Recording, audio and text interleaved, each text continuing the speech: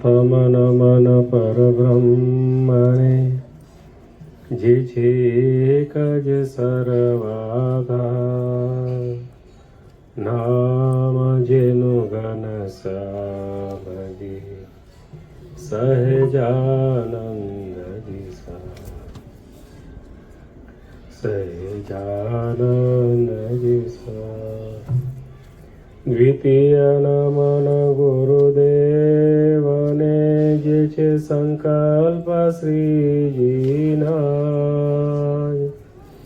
સર્વ ક્રિયાઓ જીવની જેના કરણ મહારાજ, જેના કરનારા મહારાજ.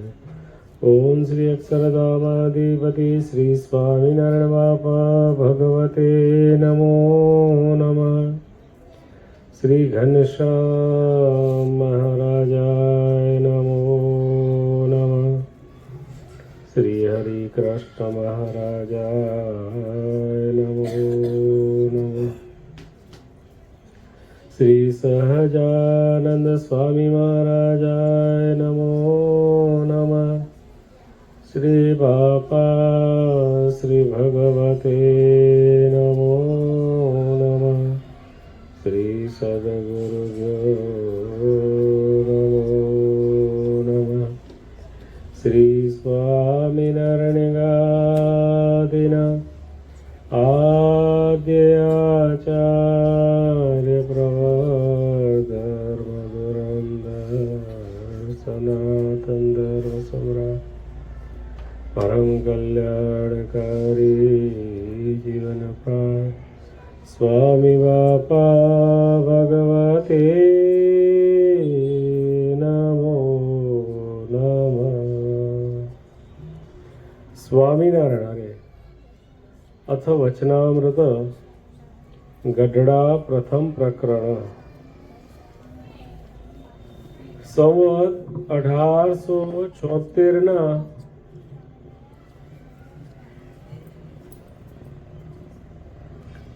સંવત 1876 માગસર સુધી ચતુર્થીને દિવસ શ્રીજી મહારાજ શ્રી ગઢડા મધ્યે દાદા ખાચરના દરબારમાં સાધુની જાયગાને વિશે રાત્રિને સમયે પધાર્યા હતા અને સર્વે શ્વેત વસ્ત્ર ધારણ કર્યા હતા અને પોતાના મુખારવિંદની આગળ સાધુ તથા દેશ દેશના હરિભક્તની સભા ભરાઈને બેઠી હતી. પછી શ્રીજી મહારાજે પ્રશ્ન પૂછ્યો, જે સર્વે સાધનમાં કયું સાધન કઠણ છે? ત્યારે સર્વે બ્રહ્મચારી સાધુ તથા ગૃહસ્થ તેમણે પોતાની સમજણ પ્રમાણે ઉત્તર કર્યો પણ થયો નહીં. પછી શ્રીજી મહારાજ બોલ્યા, જે લ્યો અમે ઉત્તર કરીએ. જે ભગવાનના સ્વરૂપમાં મનની અખંડ વૃત્તિ રાખવી, તેથી કોઈ સાધન કઠણ નથી. અને જે મનુષ્યના મનની વૃત્તિ ભગવાનના સ્વરૂપમાં અખંડ રહે છે, તેને તેથી અધિક બીજી પ્રાપ્તિ શાસ્ત્રમાં કહી નથી. કાંજે ભગવાનની મૂર્તિ છે તે તો ચિંતામણી તુલ્ય છે. જેમ ચિંતામણી કોઈક પુરુષના હાથમાં હોય, તે પુરુષ જે પદાર્થને ચિંતવે તે પ્રાપ્ત થાય છે, તેમ ભગવાનની મૂર્તિને વિશે જેના મનની અખંડ વૃત્તિ હોય,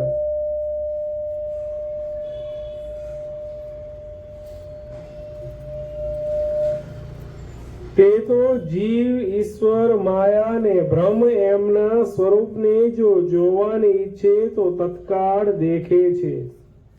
તથા વૈકુંઠ, ગોલોક, બ્રહ્મમહોલ એ આદિ જે ભગવાનના ધામ છે તેને પણ દેખે છે. માટે ભગવાનના સ્વરૂપમાં અખંડ વૃત્તિ રાખવી તેથી કોઈ કઠણ સાધન નથી ને તેથી કોઈ મોટી બીજી પ્રાપ્તિ પણ નથી. ત્યાર પછી કોઈ હરિભક્તે શ્રીજી મહારાજ પ્રત્યે પ્રશ્ન પૂછ્યો છે, જેને ભગવાનની માયા કહે છે તેનું રૂપ શું છે? પછી શ્રીજી મહારાજ બોલ્યા છે, ભગવાનનો ભક્ત હોય તેને ભગવાનની મૂર્તિનું ધ્યાન કરતે જે પદાર્થ આડું આવીને આવરણ કરે તેને માયા કહીએ. પછી મુક્તાનંદ સ્વામીએ પ્રશ્ન પૂછ્યો છે, ભગવાનનો ભક્ત જ્યારે પંચભૂતના દેહને મૂકીને ભગવાનના ધામમાં જાય છે ત્યારે તે કેવા દેહને પામે છે? ત્યારે શ્રીજી મહારાજ બોલ્યા છે, ધર્મકુળને આશ્રિત એવો જે ભગવાનનો ભક્ત છે તે ભગવાનની ઈચ્છાએ કરીને બ્રહ્મમય દેહને પામે છે. અને જ્યારે દેહને મૂકીને ભગવાનના ધામ પ્રત્યે જાય છે ત્યારે કોઈક તો ગરુડ ઉપર બેસીને જાય છે, કોઈક તો રથ ઉપર બેસીને જાય છે અને કોઈક તો વિમાન ઉપર બેસીને જાય છે. એવી રીતે ભગવાનના ભક્ત ભગવાનના ધામમાં જાય છે.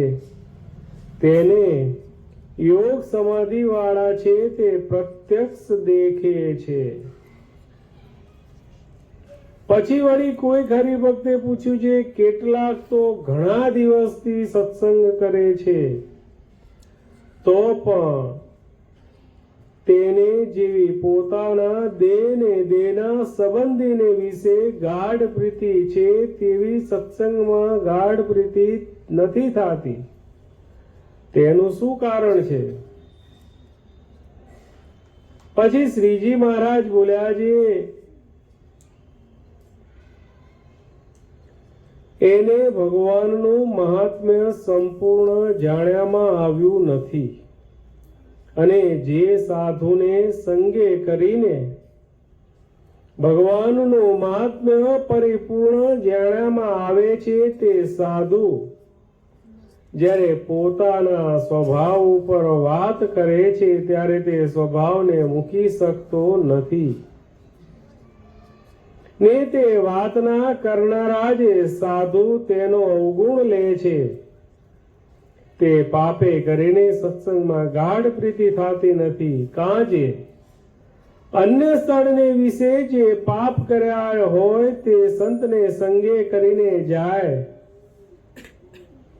અને સંતને વિશે જે પાપ કરે છે તે પાપ તો એક સંતના અનુગ્રહ વિના બીજા કોઈ સાધને કરીને ટળતા નથી. તે શાસ્ત્રમાં કહ્યું છે, જે અન્ય ક્ષેત્રે કૃતમ પાપમ તીર્થ ક્ષેત્રે વિનશ્યતિ, તીર્થ ક્ષેત્રે કૃતમ પાપમ વજ્રલેપો ભવિષ્યતિ. તે માટે સંતનો અવગુણ જો ન લે તો એને સત્સંગમાં દ્રઢ પ્રીતિ થાય. ઇતિ વચનામૃત ગઢડા પ્રથમ પ્રકરણનું પહેલું વચનામૃત. રહસ્યાર્થ પ્રતિપીકા ટીકા. આમાં પ્રશ્ન 4 છે. તેમાં પહેલામાં શ્રીજી મહારાજે કહ્યું છે, જે અમારી મૂર્તિમાં અખંડ વૃત્તિ રાખનારો ગોલોકાદિક ધામ જીવ ઈશ્વર માયા ને બ્રહ્મ તેને જોવાની ઈચ્છે તો દેખે છે. બીજામાં અમારું ધ્યાન કરતા આવરણ કરે તે માયા જાણવી. ત્રીજામાં અમારા આશ્રિત દેહ મૂકીને બ્રહ્મમય દેહને પામે છે. ચોથામાં સ્વભાવ ઉપર વાત કરનારાનો અવગુણ લે તેને સત્સંગમાં પ્રીતિ થતી નથી ને પાપ લાગે છે. તે પાપ સંતના અનુગ્રહથી ટળે છે. તે સંતને તીર્થ કહ્યા છે. 4 બાબતો છે.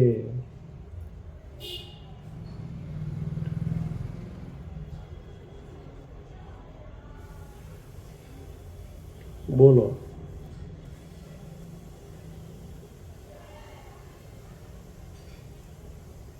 બાળકો, તો શું વાંચ્યું આપણે?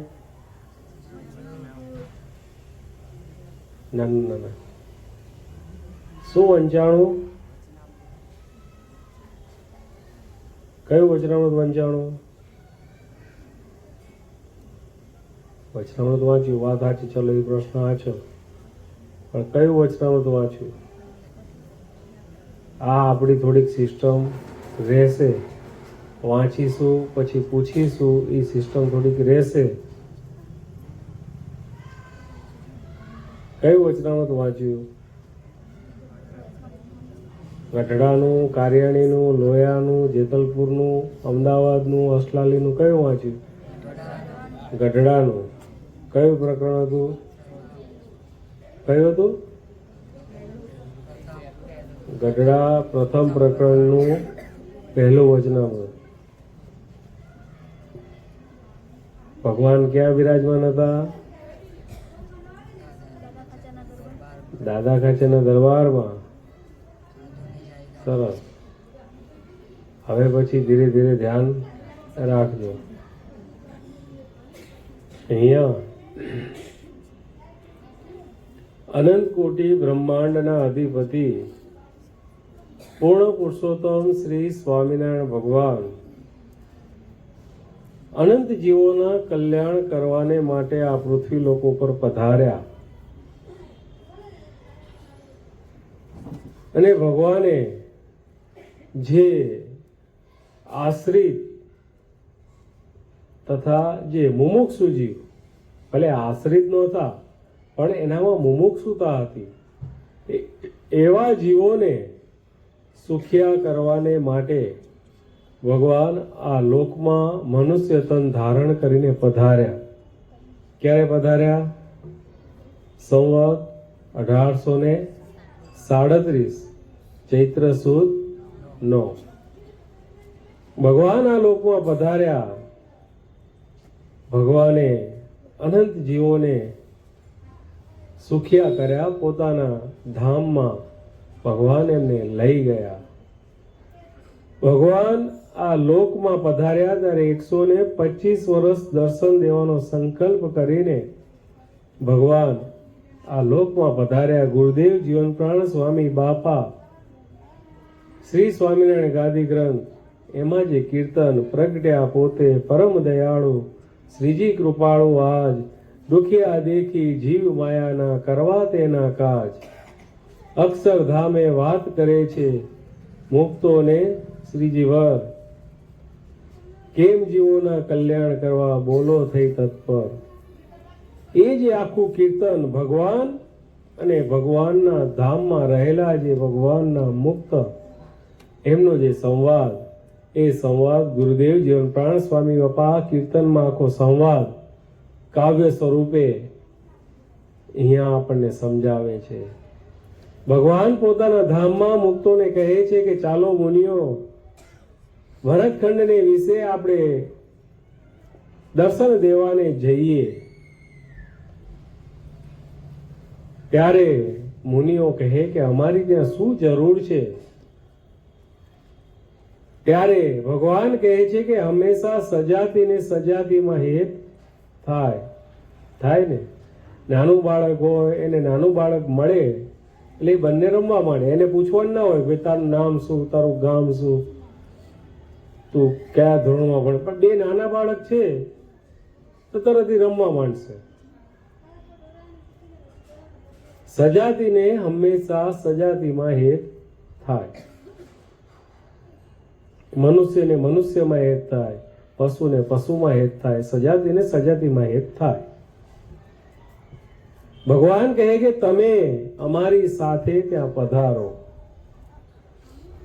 અને તમે મનુષ્યનું સ્વરૂપ ધારો અને તમે ત્યાં અમારું ભજન કરજો. અને તમને ભજન કરતા જોઈને બીજા જીવો પણ આકર્ષાશે અને એ પણ તમારી જેમ ભજન કરતા થશે.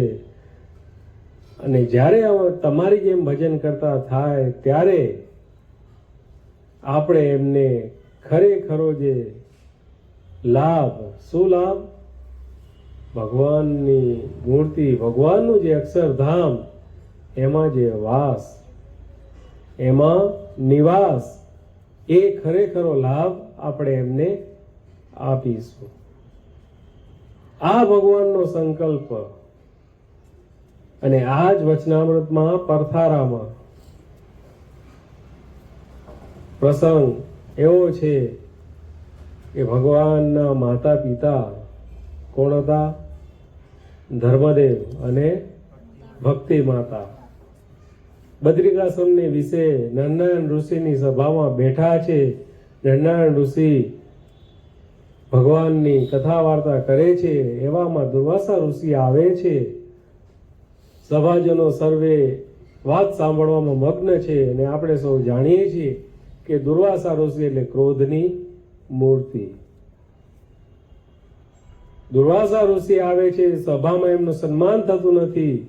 દુર્વાસા ઋષિ કોપાયમાન થાય છે, શ્રાપ આપી દે છે.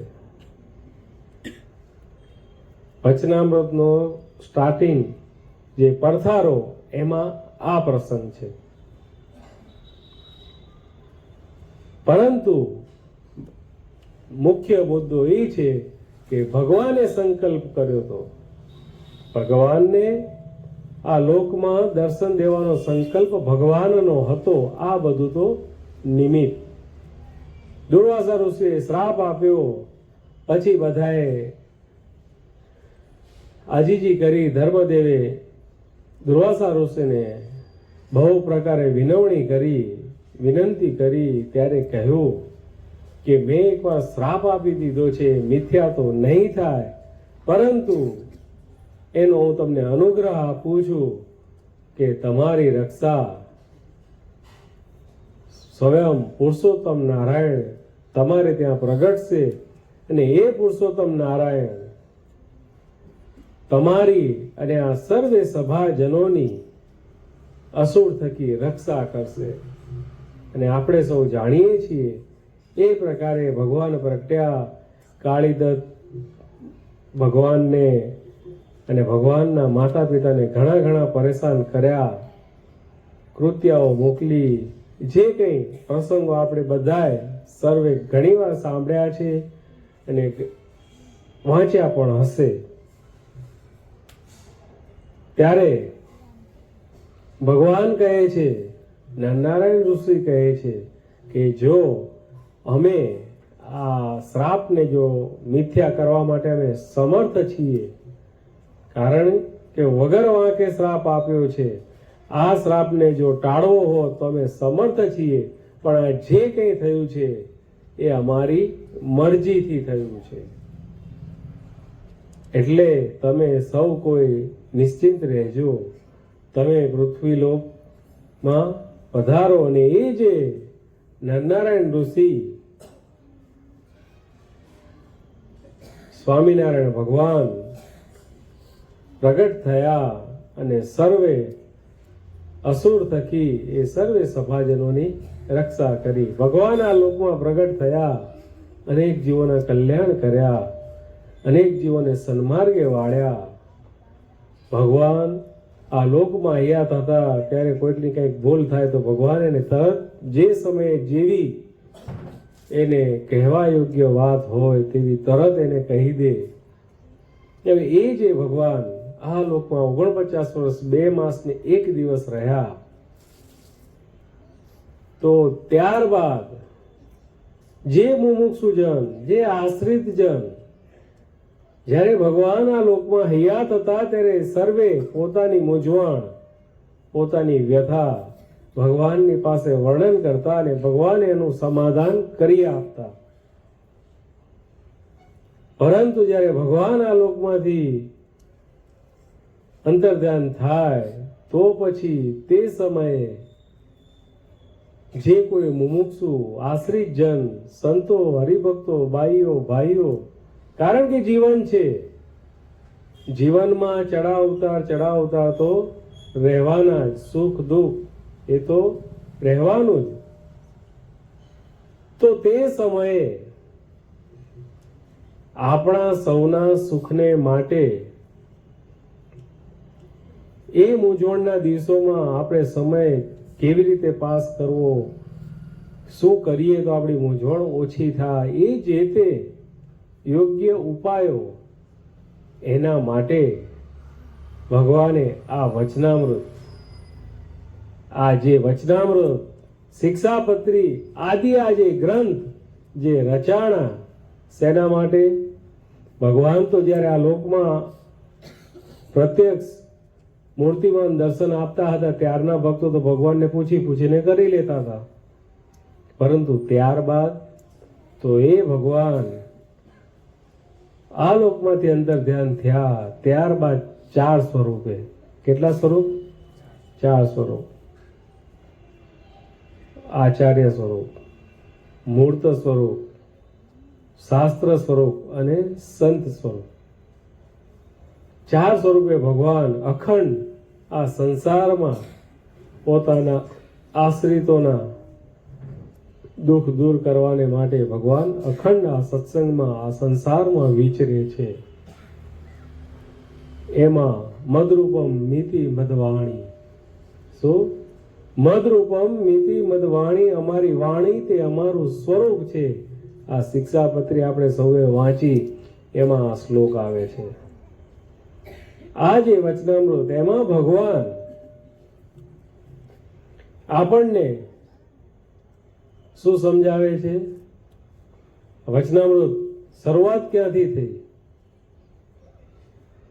એક સમયને વિશે ભગવાન અક્ષર ઓરડીમાં પોઢ્યા હોય છે.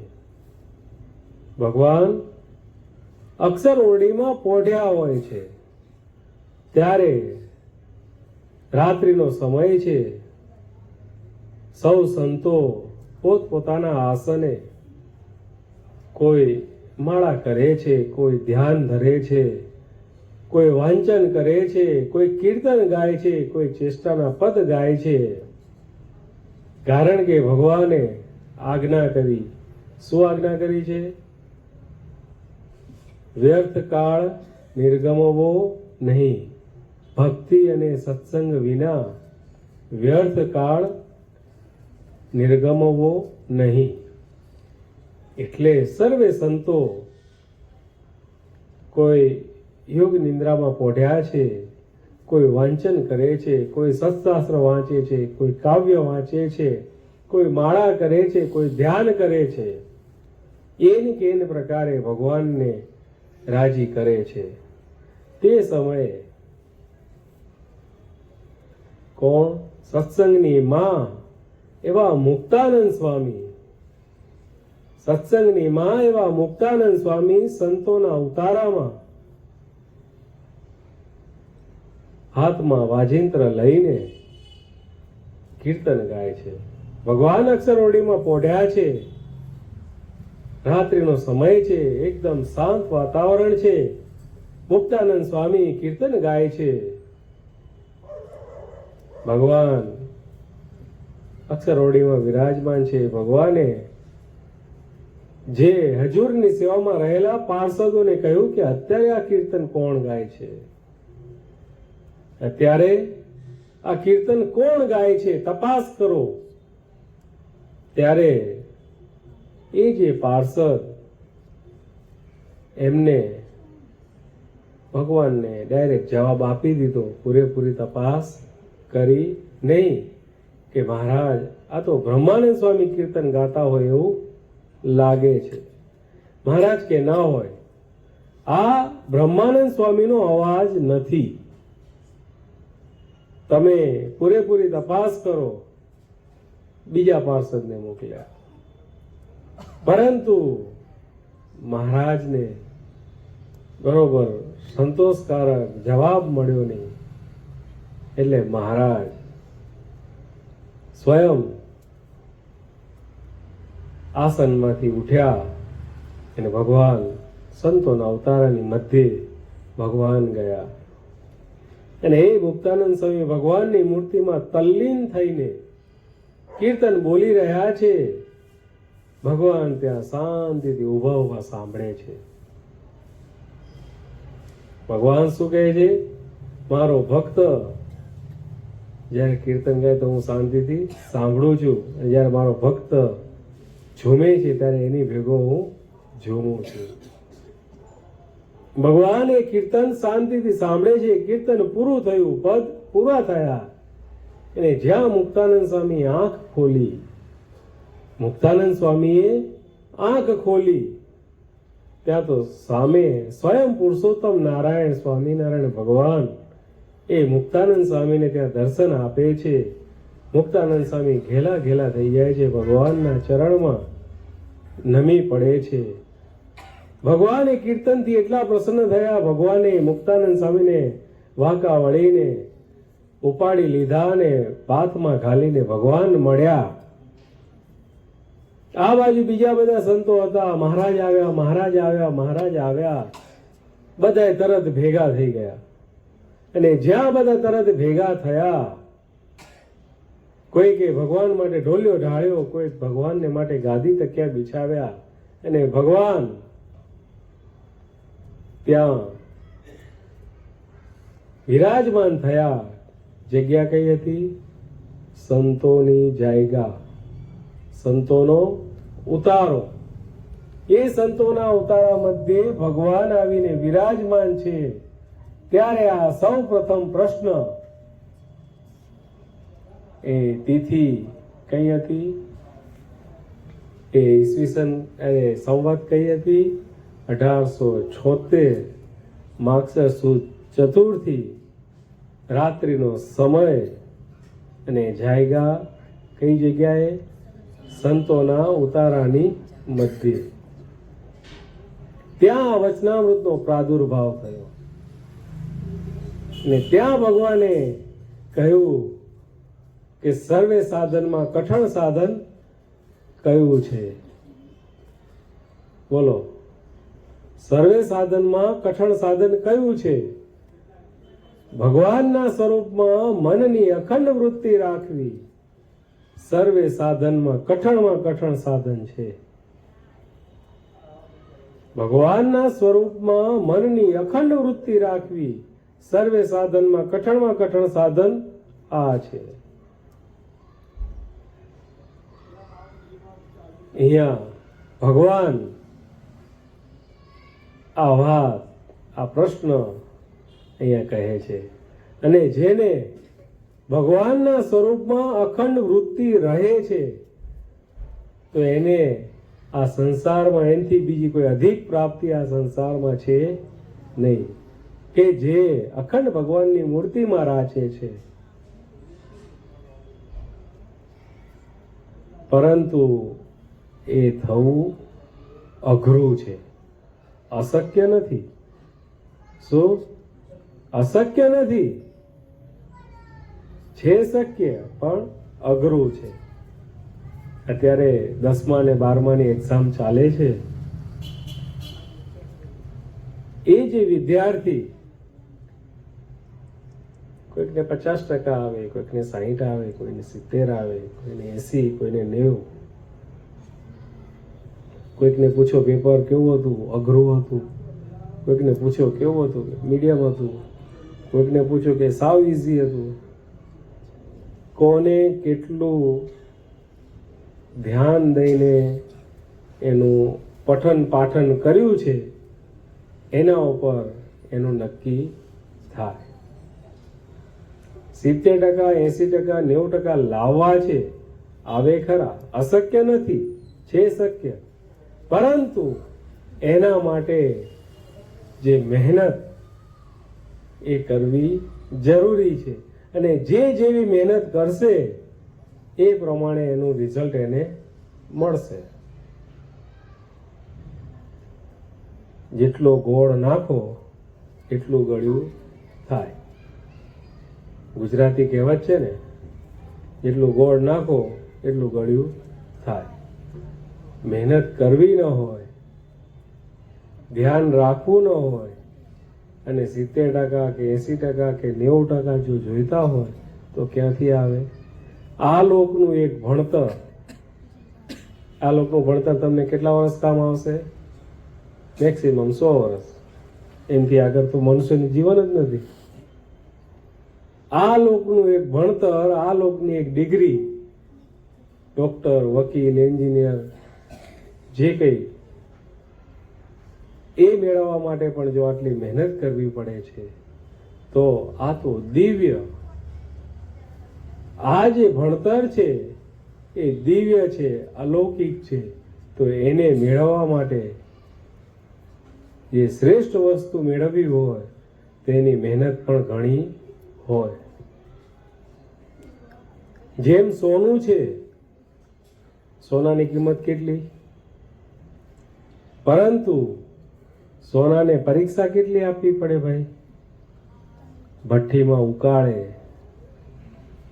કાપે, પથ્થરમાં ઘસે, ટીપે, ત્યારે એ સોનું સાબિત થાય કે ભાઈ આ સોનું આટલા ટકા, આટલા વલ્લું સોનું છે.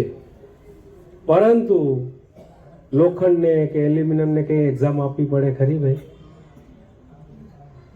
લોખંડને કે એલ્યુમિનિયમને એક્ઝામ આપવી પડે? પરીક્ષા કોની થાય? સોનાની. તાંબા પિત્તળની કે લોઢાની પરીક્ષા થાય નહીં.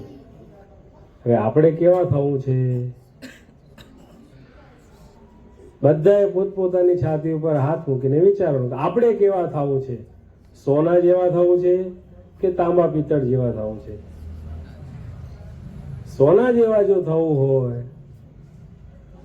તો ભગવાનના સ્વરૂપમાં જે મનની અખંડ વૃત્તિ રાખવી તો ભગવાનની પ્રાપ્તિ થાય.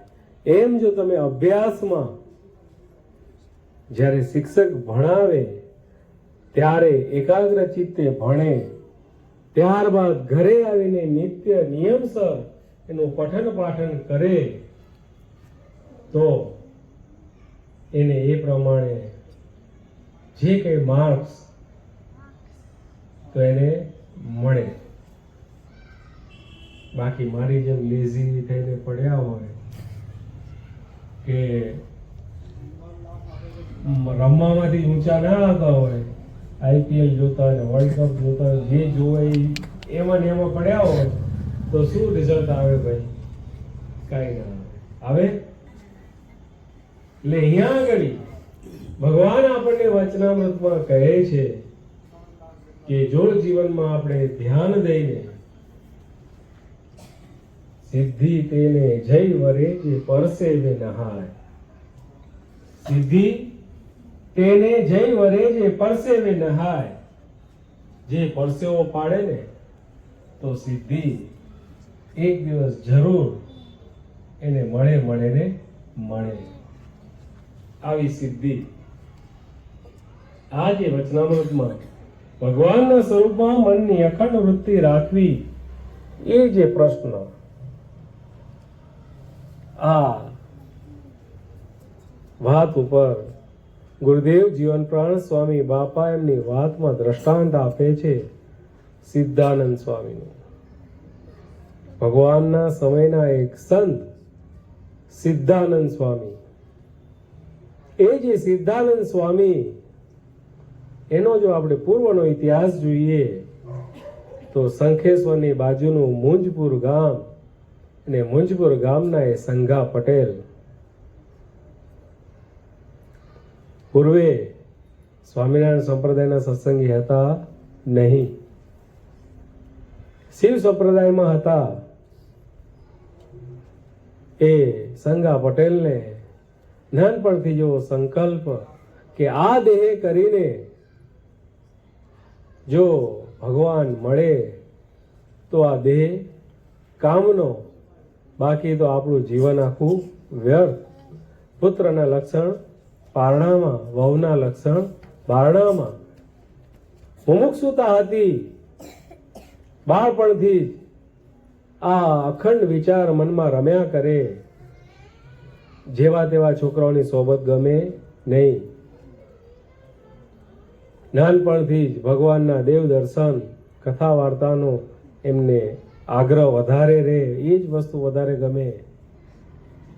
એક દિવસ ગામની બહાર મુંજેશ્વર મહાદેવ એ મુંજેશ્વર મહાદેવના મંદિરે બેઠા છે, સંકલ્પ કરે છે કે આ દેહ જો ભગવાન મળે તો ભગવાન મેળવી લેવા છે, નહીતર આ દેહ હવે રાખવો નથી. આવો સંકલ્પ કરે છે. ખરી મુમુક્ષતા હોય તો ભગવાન એન કેન પ્રકારે આવીને સહાય કરે છે. ભગવાન એન કેન પ્રકારે આવીને સહાય કરે છે. ખરી મુમુક્ષતા આપણામાં હોવી જોઈએ, ખરો ખપ આપણને હોવો જોઈએ. આ સંકલ્પ કરે છે ત્યાં જ આકાશવાણી થઈ. ત્યાં આકાશવાણી થાય છે અને આકાશવાણીમાં એવો અવાજ, ઘેરો ગંભીર અવાજ સંભળાય છે કે જો તને આ દેહ જ તો તને તારું કલ્યાણ કરવું છે તો જા કાઠિયાવાડમાં ગઢપુર મુકામે અનંત કોટી બ્રહ્માંડના અધિપતિ પૂર્ણ પુરુષોત્તમ શ્રી સ્વામિનારાયણ ભગવાન મનુષ્ય રૂપે દર્શન આપે છે, એમનો સમાગમ કર. કોઈ માણસ હોય આવી રીતે ક્યાંકથી અવાજ આવ્યો, પોતે સરપ્રાઈઝ થઈ ગયા કે અવાજ ક્યાંથી આવે છે, પોતે આશ્ચર્યચકિત થઈ ગયા કે અવાજ ક્યાંથી આવ્યો. પોતે પોતાની જાતે પોતાના ગાલ વજાડ્યા કે હું જાગું છું કે સ્વપ્નમાં છું કે શું છે. અવાજ 3 વખત આવ્યો. જેમ આપણે ઉછવણી બોલાતી હોય તો શું, 1 વાર, 2 વાર અને 3 વાર. 3 વાર જ્યાં થાય તો એ નિશ્ચય પાક્કો. 3 વખત એકની એક વસ્તુ જ્યારે 3 વખત થાય ત્યારે નિશ્ચય પાક્કો. તરત જ ઘરે આવ્યા. ઘરે આવીને પોતાના કાકા એને વાત કરી કે આવી રીતે મને આર્ષવાણી સંભળાઈ છે. ત્યારે એ જે એના કાકા અને એનો જે કુટુંબ પરિવાર, મિત્ર મંડળ, એ બધા સાથે ગઢપુર જવાનું નક્કી કર્યું કે ભાઈ એને સાંભળ્યું છે, હાલો આપણે એકવાર ચેક તો કરીએ, એકવાર તપાસ તો કરીએ રૂબરૂ જઈને કે વસ્તુ શું છે. બધા મિત્રો અને એના જે સગા સંબંધીનો આખું એક જે સંઘ, 25-30 માણસનો એક સંઘ મુંજપુરથી ગઢડા જવા રવાના થયો. બધાએ પોતપોતાની સામર્થ્ય અનુસાર, શક્તિ અનુસાર ભગવાનને ચરણે ભેટ મૂકવા કંઈક લીધું. કોઈ કે મુઠ્ઠી દાણા લીધા, કોઈ કે ધન લીધું, કોઈ કે ધાન લીધું, અને પોતે રસ્તામાં ખાવા થોડું ઘણું ઈમણ પણ લીધું. એ બધાએ કુતૂહલવશ છે, કોઈને નિશ્ચય નથી. પરંતુ જે આર્ષવાણી સાંભળી એમાં જે આશ્ચર્યતા, કુતૂહલતા, એને જોવાને માટે આ બધા ભેગા થઈને જાય છે. ત્યાં રસ્તામાં જાય છે. 2-3 દિવસે સંઘ ગઢડા પહોંચે છે. એ સંઘ ગઢડા પહોંચે છે અને જ્યાં એ સંગા પટેલની અને સ્વામિનારાયણ ભગવાનની આ 4 આંખો એક થઈ. 4 મિલે 64 ખીલે 20 રહે કર જોડ, જીને દીઠા મુજા નૈણા ઠરે હરખે 7 કરોડ. સો 4 મિલે, 2 આંખો, 2 આપણી, 2 હામેલાની. 4 મિલે 64 ખીલે 32, 4 મિલે 64 ખીલે 20 રહે કર જોડ, જીને દીઠા મુજા નૈણા ઠરે હરખે 7 કરોડ. મનુષ્યના શરીરમાં રોવાડા કેટલા? 3.5 કરોડ. સામે સામે એકબીજાને હરખ થાય. મુમુક્ષુતા તો હતી. શું મુમુક્ષુતા હતી અને સામે મોક્ષના આપનારા મહારાજા ધીરાજા એ સામે ઊભા હતા અને જેમ ચુંબક હોય એમાં લોખંડનું જેમ આકર્ષણ થાય એમ આ સંગા પટેલની વૃત્તિ ભગવાનમાં ચોંટી ગઈ. સંગા પટેલની વૃત્તિ ભગવાનમાં ચોંટી ગઈ. સંઘ 2-3 દિવસ ત્યાં રહ્યો, કથા વાર્તાનો લાભ લીધો, બધું જોયું. ત્યારબાદ એ સંઘના સભ્યો ભગવાનની પાસે આવ્યા. ભગવાનને માટે જે કે ભેટ સોગાદ લાવ્યા હતા તે ભગવાનને ચરણે ધરી ભગવાનનું પૂજન અર્ચન કર્યું અને પોતાના ગામ જવાની રજા માંગી.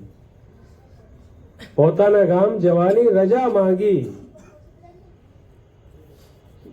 ભગવાન રાજી થઈને રજા આપી. સંગા પટેલ એક બાજુ કહે છે કે મહારાજ, હવે મને આપને મૂકીને ક્યાંય જવું નથી, કારણ કે પ્રથમની પ્રીત હતી. દીપક જે પ્રેમ તણો અચાનક પ્રગટાઈ ગયો એના જેવી વાત થઈ ગઈ. ત્યારે એ જે સંઘના સભ્યો મહારાજને પ્રાર્થના કરવા ગયા, મહારાજ આ સંઘાને મોકલો, નહીતર અમે એના માવતરને જવાબ શું આપીશું.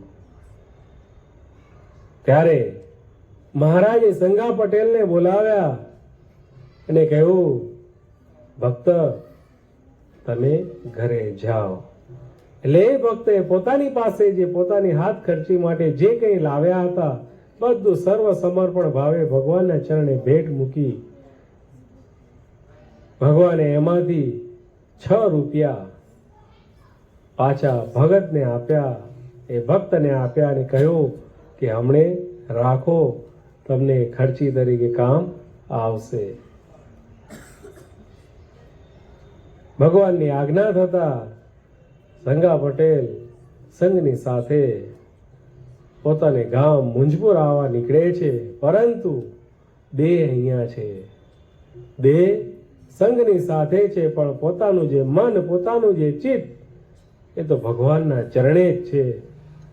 એ ચિત્ત પાછું આવ્યું નથી, એ તો ભગવાનના ચરણમાં જ છે. ઘરે આવ્યા ક્યાંય મન લાગતું નથી. ઘરે આવ્યા ક્યાંય મન લાગતું નથી. ઘરના સભ્યો બધા પૂછે છે, ભાઈ તને શું થયું છે, કેમ થયું? મને કંઈ થયું નથી, મને હવે આ સંસારમાં રહેવું નથી. પોતાના કાકાને વાત કરી કે કાકા મેં પ્રત્યક્ષ અને પ્રગટ એવા જે ભગવાનને જોયા, હું ભગવાનને મળીને આવ્યો, ભગવાનની વાત સાંભળીને આવ્યો. તો એના કાકાએ કહ્યું, તો પછી તું આ સંસારમાં અહીંયા ઘરે પાછો શેના માટે આવ્યો? કાં તારા ભગવાન ખોટા, કાં તારો વૈરાગ્ય ખોટો. જ્યાં હું વેણ કીધું એટલે નક્કી કરી લીધું કે હવે આપણે આ સંસારમાં ઘરમાં રહેવું નથી. થોડા દિવસ થયા, કોઈને કીધા વગર પોતાની જાતે જ ત્યાંથી ચાલી નીકળ્યા અને ભગવાનના શરણે આવ્યા. ભગવાનને નમસ્કાર કર્યા, ભગવાનને દંડવત પ્રણામ કર્યા, ભગવાન પાસે આવ્યા. ભગવાનની આજુબાજુ મોટેરા સંતો ભક્તોની સભા ભરાઈને બેઠી છે. ત્યાં એ ભક્ત આવે છે ને ભગવાન એ ભક્તની ભલામણ સચ્ચિદાનંદ સ્વામીને કરે છે. કોને? સચ્ચિદાનંદ સ્વામીને. જેમ સ્વામિનારાયણ ગાદીએ જે કોઈ મુમુક્ષુ આવે, અખંડ ભગવાનની સેવામાં રહેવાની ઈચ્છા હોય અને સ્વામી બાપાના શરણે આવે, પ્રેમમૂર્તિ બાપાના શરણે આવે, તો એ સ્વામી બાપા, પ્રેમમૂર્તિ બાપા એ મુમુક્ષુ જીવને અખિલ બાપુની પાસે મૂકતા હો. એ અખિલ બાપુ, આખું નામ અખિલેશ્વર દાસજી સ્વામી, સદગુરુ શ્રી અખિલેશ્વર દાસજી સ્વામી. એ સંત આવનાર મુમુક્ષુને પૂરેપૂરી સત્સંગની જે માન મર્યાદા રીત રિવાજ પૂરેપૂરા એમને શીખવે, અંગત રસ લઈને શીખવે. અને આ જે સ્વામિનારાયણ ગાદીએ અત્યારે જે કંઈ આ સંત મંડળની સેવાના કે જે કંઈ નવલા દર્શન થાય છે ને, એ બધા સદગુરુ શ્રી અખિલેશ્વર દાસજી સ્વામીના સંસ્કાર છે.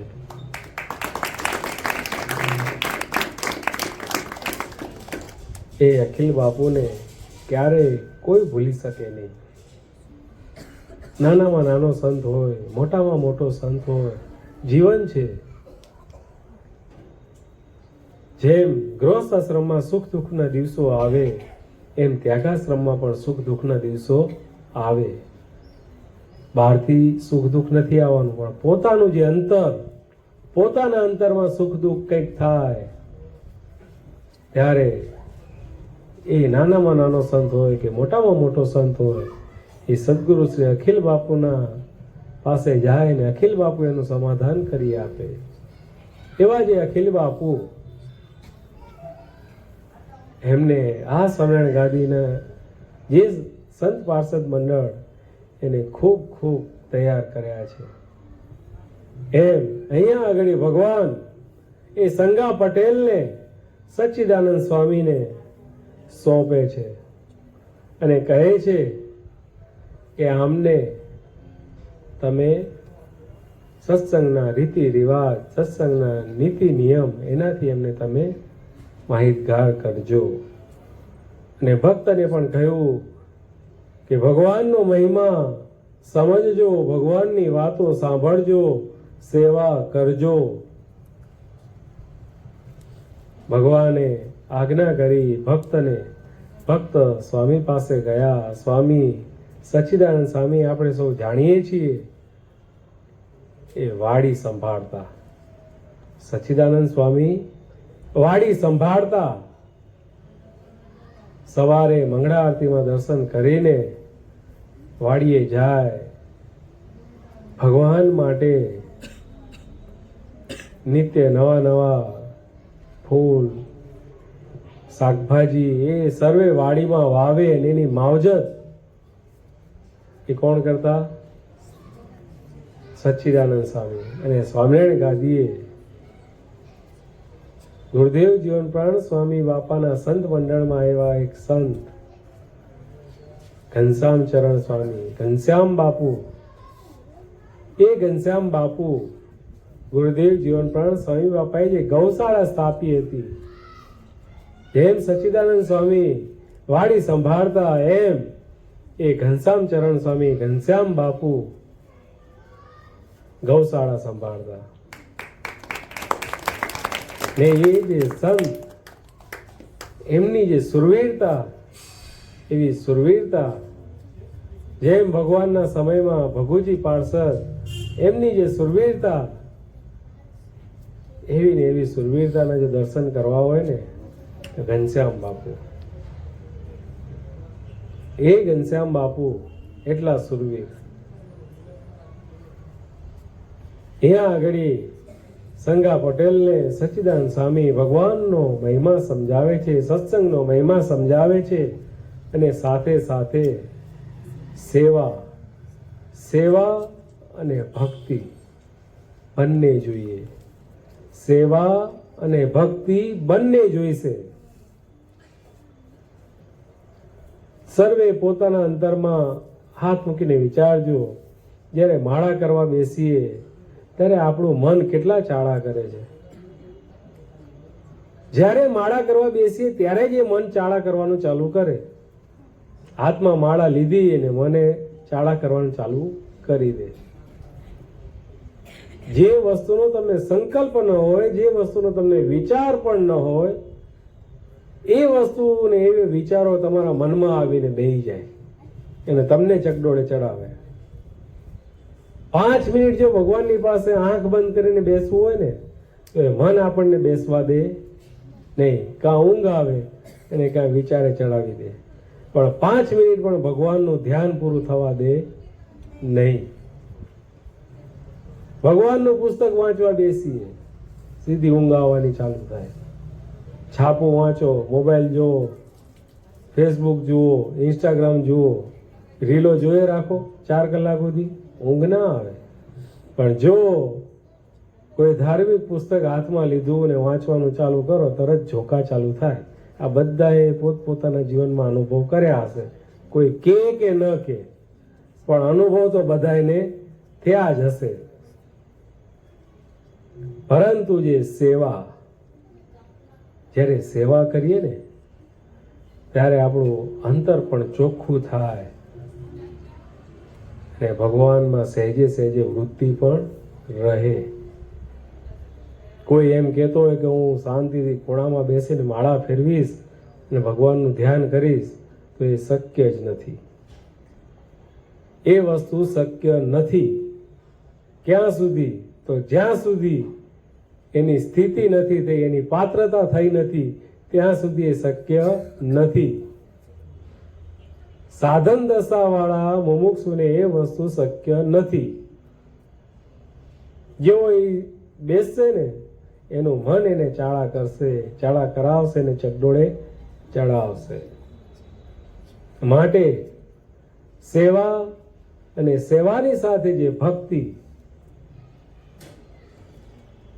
એના પાઠ અહીંયા સચ્ચિદાનંદ સ્વામી એ સંગા પટેલને ભણાવે છે. સંગા પટેલ ભગવાનનો મહિમા સારી પેઠે સમજે છે અને સેવા કરે છે. અને સેવા કરતા કરતા હજી તો દીક્ષા લીધી નથી. દીક્ષા લીધા મોરજ, દીક્ષા લીધા પહેલા જ સચ્ચિદાનંદ સ્વામીની જે શિખામણ અને ભગવાનની કૃપા અને પોતાનો પુરુષ પ્રયત્ન, જીવનમાં ગુરુ જ્ઞાન આપે, ગુરુ જ્ઞાન આપે, પણ પાત્રતા તો આપણે જાતે કેળવવી પડે. ડોક્ટર પાસે જઈએ, રોગ થાય, ડોક્ટર પાસે જઈએ, ડોક્ટર દવા લખી આપે, પરંતુ સમયે સમયે ગોળી ગળવી કોને પડે? આપણે કે ડોક્ટરને? આપણે ગળવી પડે ને.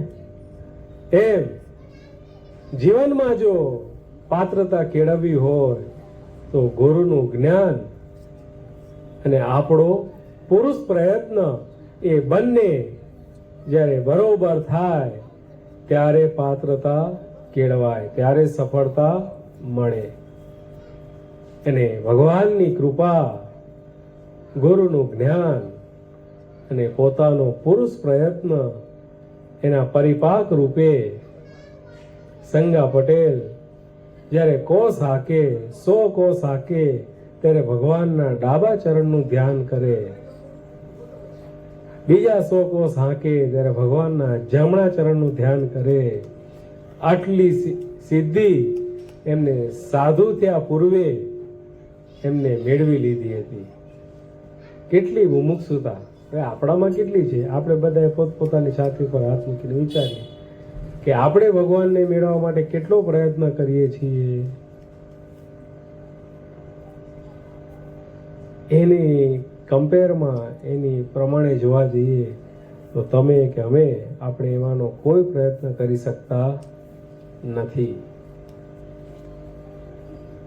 એવા અહીંયા આગળ સંગા પટેલ ભગવાનને રાજી કરવાને માટે આવી રીતે ધ્યાન ધરે છે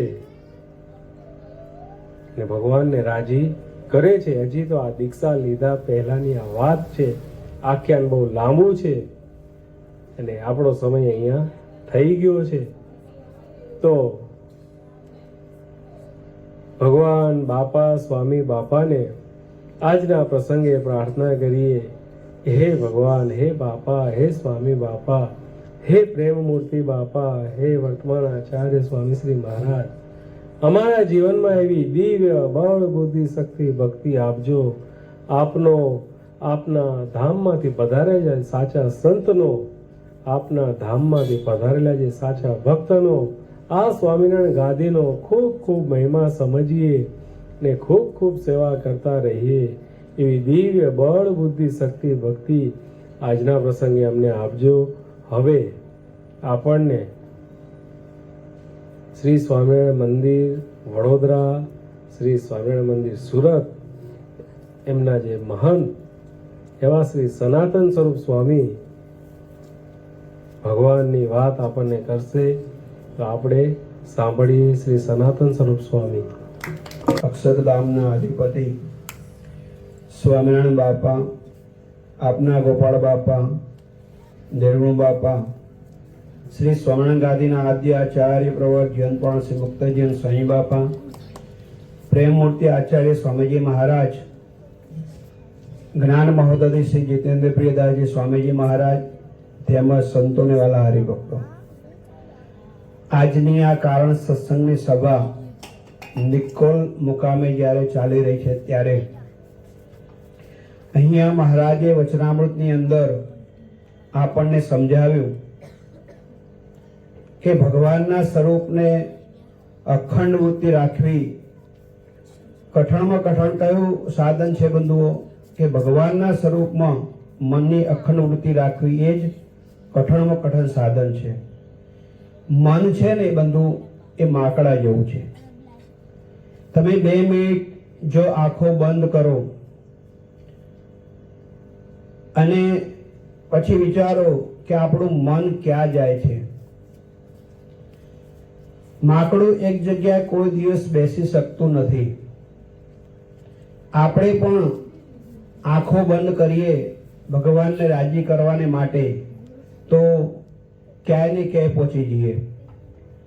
કોઈ દુકાને જતા રહે, કોઈ પોતાના પૈસા માંગતા હોય ત્યાં જાય, કોઈ લંડન જાય, કોઈ અમેરિકા જાય. પણ જે પોતાનું મન છે એ ભગવાનના સ્વરૂપમાં આપણે લગાડવું છે. એના માટે આપણને સ્વામી બાપા શું કહે છે કે કથા વાર્તા જ્ઞાન એની જરૂર પડે. એટલા માટે તો આપણા જીવન પ્રાણ સ્વામી બાપાએ દર અમાસે ધ્યાન યજ્ઞ અને ધ્યાન યજ્ઞના અખાડા આપણને સ્વામી બાપાએ ચલાવ્યા છે. કેમ કે ધ્યાન કેવી રીતના કરવું, ભગવાનના સ્વરૂપમાં મનની અખંડ વૃત્તિ કેમ રાખવી, એ આપણને સ્વામી બાપા એ આપણને શીખવાને માટે દર અમાસે આપણને ધ્યાન કરાવે છે. તમે 2 મિનિટ જો તમે અત્યારે આંખો બંધ કરીને બેસો પણ તમારું મન ક્યાંય પણ સ્થિર થશે નહીં. એના માટે આપણે ઘણો જ પ્રયત્ન કરવો પડે. આજે એક જગ્યાએ ખાડો ખોદ્યો, બીજો ખાડો બીજા દિવસે બીજે ખોદ્યો તો બધું પાણી આવે નહીં. પણ એક જ જગ્યાએ જો તમે ખાડો ખોદો તો આજ નહીં તો કાલ, કાલ નહીં તો પરમ દિવસ પણ જરૂર પાણી આવે ને આવે. તો આપણે શું કરવાનું છે કે આપણે ભગવાનના સ્વરૂપમાં અખંડ વૃત્તિ રાખવી છે. તો એના માટે આપણે પ્રયત્ન તો કરવો પડે ને. જેમ અત્યારે સ્વામી કીધું કે ભાઈ આપણને તાવ આવ્યો છે, કઈ રોગ થયો છે, ડોક્ટર તમને ગોળી આપશે તો ગોળી કોને ખાવાની? ડોક્ટરને કે આપણે? ડોક્ટર ખાય ના ચાલે. કેમ? રોગ તમને તમારે ખાવી પડે ને. ડોક્ટર તમને ગોળી આપે પણ ખાવી તો આપણે જ પડે તો જ આપણો રોગ જાય. એમ આપણે ભગવાનના સ્વરૂપમાં અખંડ વૃત્તિ રાખવી છે તો ભગવાનનું ધ્યાન, ભગવાનની ભક્તિ એ જો કરીએ તો ધીરે ધીરે ધીરે આપણી વૃત્તિ છે ભગવાનમાં જાય. કેમ કે માયિક વસ્તુ છે, માયિક વસ્તુમાં મન જલ્દી જતું રહેશે. જે માયિક વસ્તુ છે એમાં જલ્દી જશે અને દિવ્ય વસ્તુ છે એમાં જલ્દી જશે નહીં. કેમ કે એ કઠણ કામ છે. દિવ્ય વસ્તુ એ કઠણ કામ છે અને માયિક વસ્તુમાં તરત જશે. પણ આપણે માયિકમાંથી વૃત્તિ વાળી અને ભગવાનના સ્વરૂપમાં આપણે મનની વૃત્તિ લઈ જવાની છે. તો એના માટે આપણે શું કરવું જોઈએ કે ભગવાનની ભક્તિ, ધ્યાન આ બધું કરવું જોઈએ. જ્યારે આપણે બેઠા હોય ત્યારે બસ સ્વામિનારાયણ સ્વામિનારાયણ સ્વામિનારાયણ, જો એનું આપણે રટણ કરીએ તો બંધુ લાંબા કાળે એ ભગવાનના સ્વરૂપની અંદર આપની વૃત્તિ લાગે. એક ગામની અંદર એક બાઈ હતા અને એ સ્વામિનારાયણના સત્સંગી હતા. પોતે એવો વિચાર કરે છે કે આજે મારે મારા પતિ માટે, કેમ કે પહેલાના જમાનામાં શું હતું, ગામની અંદર ખેતી કરવા જાય એટલે એના માટે એમના જે ધર્મપત્ની હોય એ એનું ભાતું બનાવે, રોટલા શાક જે હોય તે. તો એમના પતિ એક દિવસ ખેતરે ગયેલા અને એમના માટે એમના ધર્મપત્ની સવારના પોરમાં એ રોટલા બનાવતા હતા અને ભગવાનનું સ્મરણ કરતા જાય અને હે રોટલા બનાવતા જાય, સ્વામિનારાયણ સ્વામિનારાયણ કરતા જાય અને રોટલા બનાવતા જાય. પહેલો રોટલો બનાવ્યો એ ફૂલ્યો નહીં, બીજો બનાવ્યો એ પણ ન ફૂલ્યો. જ્યારે ત્રીજો રોટલો જે ફૂલ્યો બનાવે ને એ ફર્સ્ટ ક્લાસ ફૂલી ગયો. ત્યારે એ બાઈ વિચાર કરે છે કે જો આ સરસ મજાનો જે રોટલો આટલો ફર્સ્ટ ક્લાસ ફૂલેલો છે અને એ જો મારા ભગવાન જો અત્યારે આવે તો એની અંદર સરસ મજાનું ઘી ને ગોળ આ મિક્સ કરી અને હું મારા ભગવાનને જમાડું. બંધુ એમનો સંકલ્પ જુઓ, એમનો સંકલ્પ કેવો હતો કે ભગવાનનું સ્મરણ કરતા જાય અને ભગવાનના માટે આવો એક સંકલ્પ એમને કરેલો. એમ કરતા કરતા 4 રોટલા બનાવ્યા અને ભગવાનનું સ્મરણ કરતા જાય અને એમના જે પતિ એમના માટે જે ભાતું, કેમ કે પહેલાના જમાનામાં એવા ટિફિન નહોતા કે એવા સ્ટીલના વાસણ નહોતા, એટલે એક સફેદ કપડું હોય એની અંદર રોટલા હોય, માટીની એક પેલી ઢોસકી હોય એની અંદર છાશ હોય અને થોડું અથાણું હોય. તો આ બાઈ એમના પતિ માટે ભાતું લઈને ખેતરે આપવા માટે જતા હતા. જ્યાં ગામને ભાગોળે જાય છે એટલામાં જ કોઈ એક ભગવા કપડાધારી એક બાવા એ ત્યાં આવે છે અને એમને કહે છે કે માળી, હું ઘણા દિવસથી આજે ભૂખ્યો છું અને મને કંઈક આપો તો સારું. બાઈ વિચાર કરે છે કે વળી આ કોણ હશે અત્યારે. ત્યારે બાઈ વિચાર કરે છે કે આ ભગવાધારી કોઈ બાવા છે અને મારી જોડે ખાવાનું માગે છે તો શું કરું. બાઈને એમ કે 4 રોટલા છે, લાવો ને એમાંથી એક રોટલો એમને હું આપું. બાઈ પોતાના માથેથી રોટલા ઉતારી નીચે મૂકે છે અને જે પહેલો જ રોટલો હતો એ બાઈ પેલા મહાત્માને આપે છે. ત્યારે મહાત્મા શું કહે છે કે ભાઈ આ નહીં. બીજો આપે છે કે આ નહીં, જે વચ્ચેનો જે ત્રીજો રોટલો છે ને એ મને આપો. ભાઈ વિચાર કરે છે કે કેમ માગે છે કે ત્રીજો રોટલો જ મને આપો. બાઈને એમ કે ચાલો ને જવા દો ને, જે હશે તે.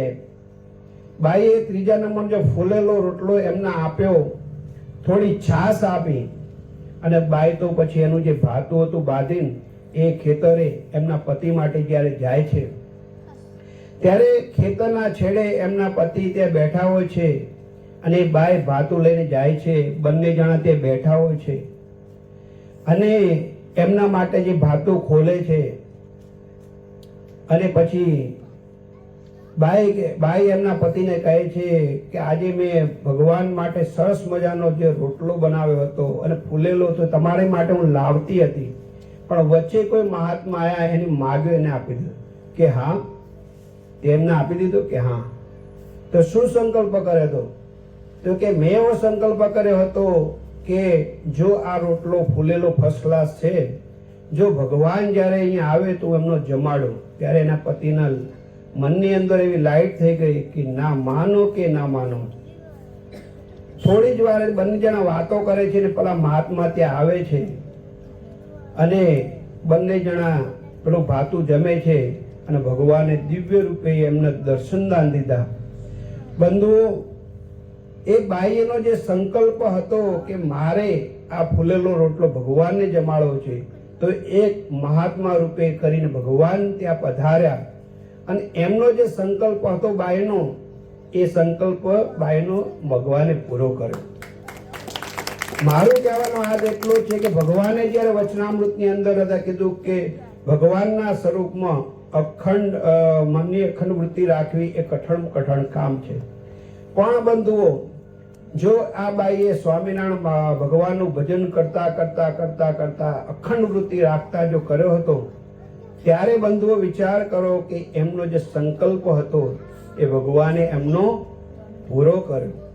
એમ આપણે પણ આપણા ઘરની અંદર કંઈ પણ કામ કરતા હોઈએ, રસોઈ કરતા હોઈએ, તો આપણે ભગવાનના સ્વરૂપમાં અખંડ વૃત્તિ રાખવી છે. કેમ રહે કે જે પણ કામ કરતા હોય ત્યાં સ્વામિનારાયણ બાપા, સ્વામી બાપા, સ્વામિનારાયણ બાપા, સ્વામી બાપા, જો આપણું રટન ચાલુ હોય અને જો આપણે જે કાર્ય કરીએ તો જરૂર ભગવાનના સ્વરૂપમાં આપણી અખંડ વૃત્તિ રહે. પણ અત્યારે જમાનો એવો આવી ગયો છે કે આ બાજુ ટીવી ચાલતું હોય ને આપણે રસોઈ કરતા હોઈએ અને એ પાછા પિક્ચરના ગીત વાગતા હોય, પછી જો આપણે રસોઈ કરીએ એ ભગવાનને જમાડીએ તો ભગવાન સ્વીકાર કરે બંધુઓ? ના કરે.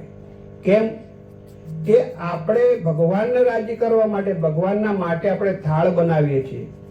આપણા ઘરમાં જે પણ આપણો રસોઈ બનાવીએ તો પહેલા આપણે શું કરીએ કે ભગવાનને જમાડીએ અને પછી આપણે જમીએ. પણ એની અંદર રહે જે સ્વામિનારાયણ કરતા ભગવાનનું સ્મરણ કરતા જો આપણે રસોઈ કરી હોય તો આપણી જે સેવા એ બંધુઓ જરૂર ભગવાન સ્વીકારે. એટલા માટે મહારાજે વચનામૃતની અંદર કહ્યું છે કે આપણે ભગવાનના સ્વરૂપમાં અખંડ વૃત્તિ રાખવી છે. પણ ક્યારે રહે કે સદાયને માટે જ્યારે આપણે ભગવાન જો અહીંયા આવે તો ફૂલેલો રોટલો ભગવાનને જમાડું, તો ભગવાને પણ એક મહાત્મા રૂપે આવી અને જે એની ભક્તિ, એનું જે સ્મરણ હતું એ બધું ભગવાને એમનું પૂરું કર્યું. બોલો અક્ષરધામના અધિપતિ સ્વામિનારાયણ બાપાની ઘનશ્યામ મહારાજની જય, હરે કૃષ્ણ મહારાજની જય, સહજાનંદ સ્વામી મહારાજ બાપા શ્રીની જય, સદગુરુ શ્રીની જય, સ્વામિનારાયણ ગાદીના આદ્યાચાર્ય પ્રવર્ત ધર્મ ધુરંધર સનાતન ધર્મ સમ્રાટ પરમ કલ્યાણકારી જીવન પ્રાણ સ્વામી બાપાની જય.